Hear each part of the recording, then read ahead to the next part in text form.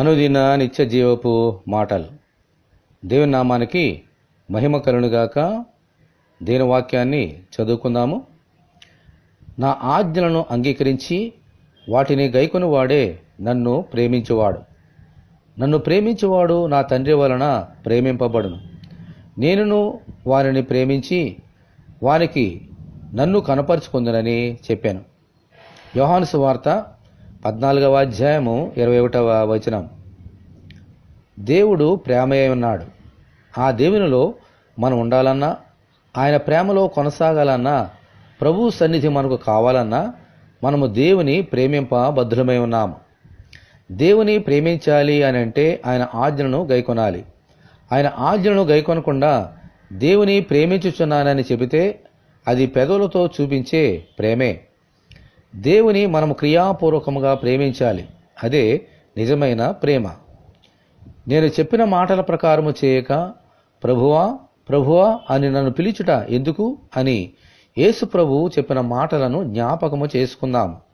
కాబట్టి మాటతోనూ నాలుకతోనూ కాక క్రియాపూర్వకముగా ఆయనను ప్రేమించి ఆయనతో సహవాసము కలిగి ఉందాం. హల్లెలూయా. ప్రభువా, మీ ఆజ్ఞలను తప్పిపోకుండా పాటించుచు ఎల్లప్పుడూ మీ సన్నిధిలో ఉండినట్లు అనుగ్రహించమని ప్రభువైన యేసుక్రీస్తు ద్వారా మనమందరము దేవుని ప్రార్థన చేసుకుందాము. ప్రభువా, మీ వందనాలు తండ్రి. మిమ్మల్ని ప్రేమించాలనంటే మీ ఆజ్ఞలను అంగీకరించాలి. అప్పుడే మేము క్రియాపూర్వకముగా మిమ్మల్ని ప్రేమించగలుగుతాము. మీ సన్నిధి మాకు దొరుకుతున్నది. మీ ఆశీర్వాదం మేము పొందుకోగలుగుతాము. మీరు కూడా మమ్మల్ని ప్రేమించి మిమ్మల్ని మీరు మాకు కనపరుచుకుంటారు.